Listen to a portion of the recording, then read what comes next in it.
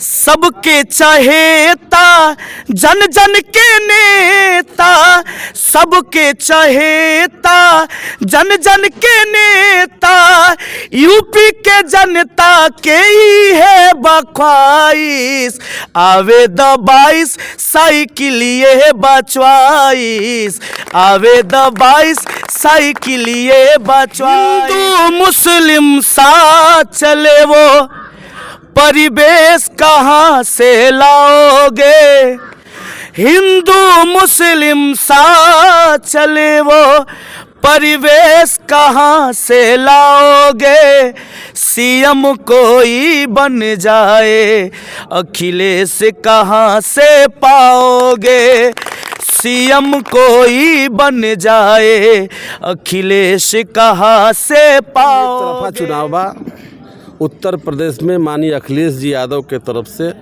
उनका नेतृत्व में हम लोग 400 से ज़्यादा सीट जीते जाता नहीं। विधानसभा तमकुही राज में आदरणीय उदय नारायण गुप्ता पूर्ण बहुमत से विधायक बने जाता नहीं। तमकुही राज में माननीय उदय नारायण गुप्ता जीते जा रहल बानी। नमस्कार, हम बानी दिलीप दीवाना, युवा कवि रहुआ देख रहल बानी भोजपुरिया माटी के लाल। आज हम पहुंचल बानी 331 तमकुही राज विधानसभा क्षेत्र में और हमारे साथ में सम्मानित समाजवादी पार्टी के पदाधिकारी बानी लो, यहाँ से बातचीत हुई। सबसे पहले हमारे साथ में बानी यहाँ के समाजवादी पार्टी से कुशीनगर जिला के मीडिया प्रभारी रमेश चंद्र यादव जी, यहाँ से भी बातचीत हुई। सबसे पहले हमारा चैनल में स्वागत बा। भोजपुरी माटी के लाल चैनल के बहुत बहुत धन्यवाद बा। राउर चैनल दिन प्रति प्रगति करे, हमारी ये इच्छा बा, ये तमन्ना बा जी। पहला सवाल ये रही कि उत्तर प्रदेश में कितना चैलेंज रही है के विधानसभा चुनाव में, समाजवादी पार्टी के कितना सीट आ सकता है? बिल्कुल एक तरफा चुनाव बा। उत्तर प्रदेश में माननीय अखिलेश जी यादव के तरफ से, उनका नेतृत्व में हम लोग 400 से ज़्यादा सीट जीते जाता नहीं जी, और सरकार बनी, अखिलेश जी मुख्यमंत्री होके उत्तर प्रदेश के विकास पूर्ण रूप से होई, सबके योजनाबद्ध तरीका से विकास कल जाई। अच्छा, अगला सवाल ये रही कि लल्लू जी विधायक जी हमारे चैनल पर कहला बनी कि हम तमकुही राज विधानसभा में 900 करोड़ रुपया काम करोल बनी। रहुआ जनपद कुशीनगर जिला के समाजवादी पार्टी से मीडिया प्रभारी बनी, रो बताएं कि 331 तमकुही विधानसभा में कितना विकास के लिए बनी वहाँ के? समाजवादी पार्टी के गठबंधन रहे जी, और तमकुही विधानसभा कांग्रेस के खाता में चल गई, तो अजय लल्लू जी विधायक हो गई समाजवादी पार्टी के वोट से। लेकिन वहाँ के विकास और वहाँ के धन कहाँ बा अभी तो दिखाई तो नहीं देता। लेकिन हम कोशिश करब कि अपना साथी लोग के साथ मिल के लल्लू जी के विकास के ढूंढे के प्रयास करब। कहीं विकास दिखत नहीं है। लल्लू जी ये बार 3 नंबर में बानी। समाजवादी पार्टी के कैंडिडेट डॉक्टर उदय नारायण जी चुनाव जीतत नहीं। बड़ी मशहूर यहाँ के देश विदेश में भी नाम बटे गायक शेरू मलिक जी, यहाँ से भी बातचीत हुई। सबसे पहले हमारा चैनल में स्वागत बा। बहुत बहुत धन्यवाद। भोजपुरिया माटी के लाल चैनल के माध्यम से जितना भी श्रोता सभे देख रहा बा, सबके नमस्कार प्रणाम। हम सांस्कृतिक प्रकोष्ठ के विधानसभा तमकुही राज के अध्यक्ष बानी शेरू मलिक जी। तनी एगो अपना गीत के माध्यम से हमारा चैनल पर बता देते। हिंदू मुस्लिम साथ चले वो परिवेश कहाँ से लाओगे, हिंदू मुस्लिम साथ चले वो परिवेश कहाँ से लाओगे, सीएम कोई बन जाए अखिलेश कहाँ से पाओगे, सीएम कोई बन जाए अखिलेश कहाँ से पाओगे। 2 लाइन और कहल चाहब अपने पार्टी के खातिर। 5 साल सीएम रहते जनहित में सारा काम किए, अपने सारे वादों को यूपी में नया आवाम दिए। 5 साल सीएम रहते जनहित में सारा काम किए, अपने सारे वादों को यूपी में नया आवाम दिए। 100 वाहन 1 डायल पर कैसे उन्हें भुलाओगे, एक सावाहन एक डायल पर कैसे उन्हें भुलाओगे, सीएम कोई बन जाए अखिलेश कहाँ से पाओगे, सीएम कोई बन जाए अखिलेश कहाँ से पाओगे। जैसे सबके चहेता जन जन के नेता, सबके चहेता जन जन के नेता, यूपी के जनता के ही है बख्वाइश, आवे द 22 साइकिलिए बचवाइश, आवे द 22 साइकिलिए बचवाइश।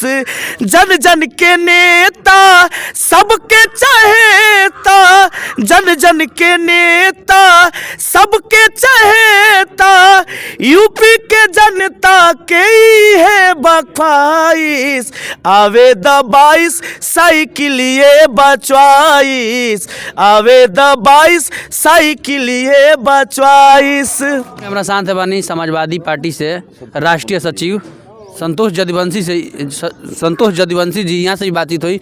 सबसे पहले हमारा चैनल में स्वागत बता। भोजपुरिया माटी के लाल चैनल के बहुत बहुत धन्यवाद और बहुत बहुत बधाई कि राउर चैनल दिन दूना रात चौगुना प्रगति करे, ये हमार कामना बाटे जी। पहिल का सवाल ही रही कि ये बेरी के विधानसभा चुनाव में कितना चैलेंज रही, कितना समाजवादी पार्टी के सीट आ सकता उत्तर प्रदेश में? ये बेरी के चुनाव में हमनी के लड़ाई केहू से नहीं खे, हमनी के एक तरफा जीत हो तटे।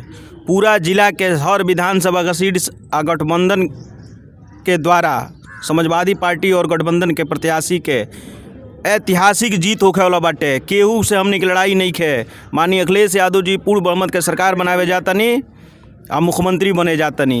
ई लोग के प्यार बाटे, आशीर्वाद बा, दुलार बाटे कि हमनी के नेता माननीय श्री अखिलेश यादव जी के जौन 2012 से लेकर 2017 में जौन वहाँ के विकास कैले बनी, वो विकास के नाम पर, व्यक्तित्व के नाम पर, आपसी भाईचारा कायम रहे, ये नाम पर माननीय अखिलेश यादव जी के जनता उत्तर प्रदेश के मुख्यमंत्री बनावे जा रहल बानी सब।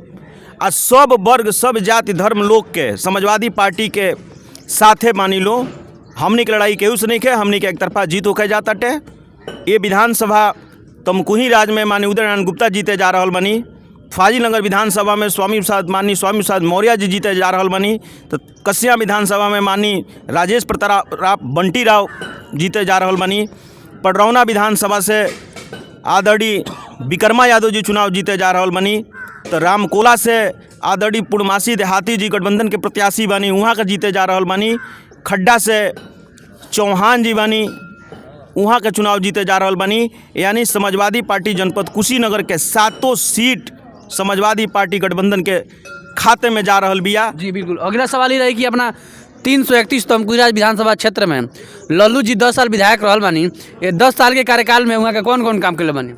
वहाँ के कोनो विकास के कार्य ये विधानसभा में नइखे भइल। कहले बानी हमारे चैनल पर 900 करोड़ के रुपया काम कैले बानी तमकुही विधानसभा में। अब ई बात उहे के बताएब कि कहाँ वहाँ के विकास कैले बानी, लेकिन एगो विधायक प्रतिनिधि के कितना बजट पास होला सालाना? हमारा हिसाब से एगो विधायक के सालाना निधि 2 करोड़ रुपया होला। जी, तो 2 दहा में 20 करोड़। तो वहाँ के 2 करोड़ रुपया होला तो 5 साल में 5 दूनी 10 करोड़ रुपया भइल। ओकरा बाद में भी अगर वहाँ के चाहे तो अपना प्रभाव से फंड लेके आ सकतनी, वो विधायक के ऊपर डिपेंड करेला।